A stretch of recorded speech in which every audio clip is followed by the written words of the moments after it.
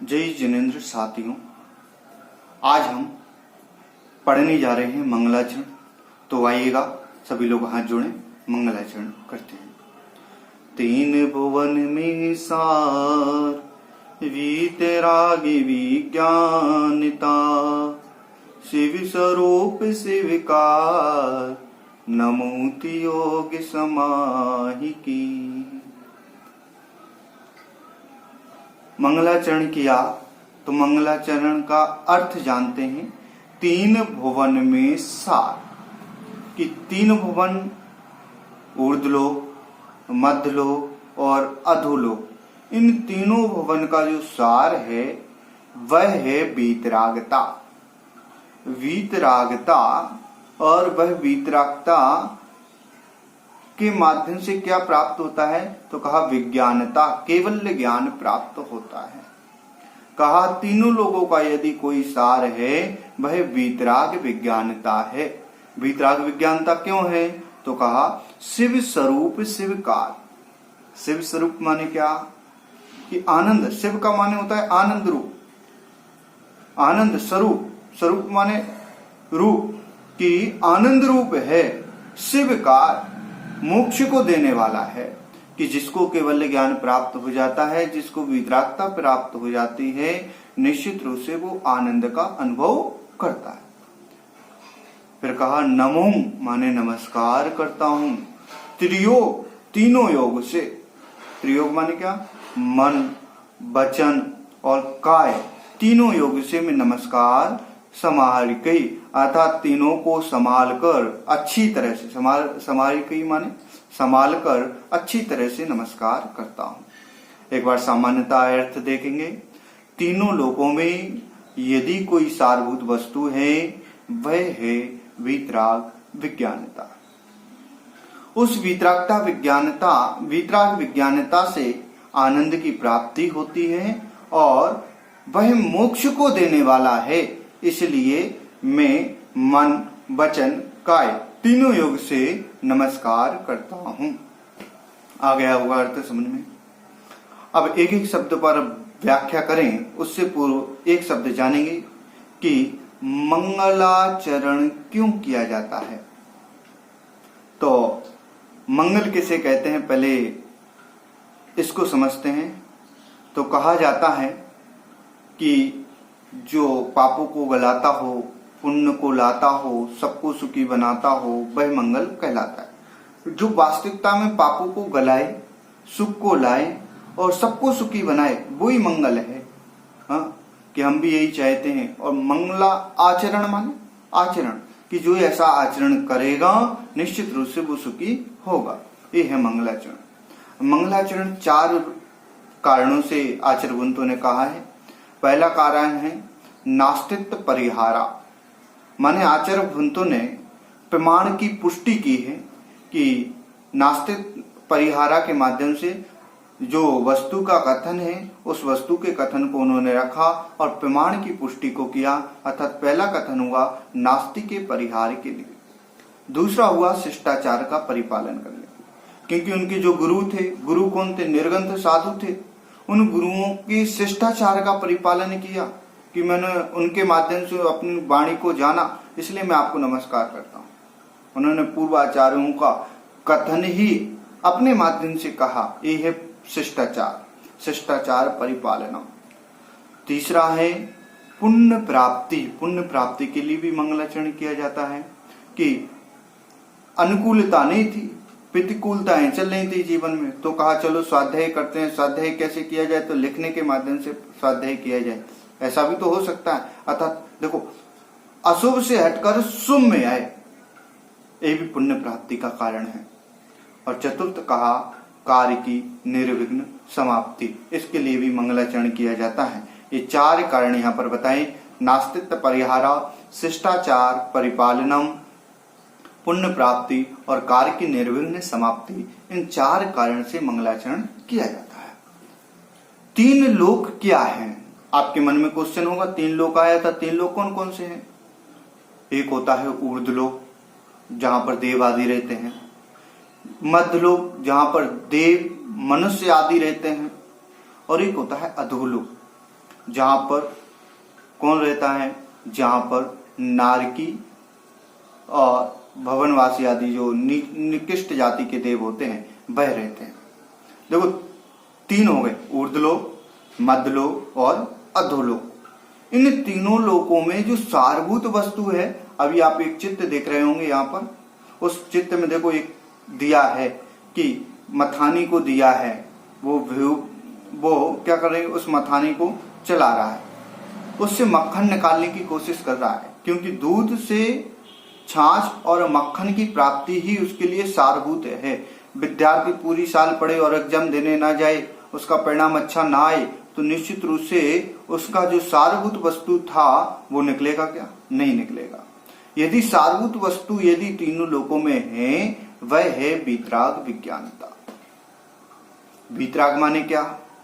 बीत गया है राग जिनका, वो वीतराग। क्या कहा? बीत गया है राग जिनका, वो वीतराग। अब बीत गया राग जिनका, जिनका राग बीते जाता है उनको क्या होता है? तो कहा विज्ञानता आ जाती है, केवल्य ज्ञान की प्राप्ति हो जाती है जिनका राग बीते जाता है।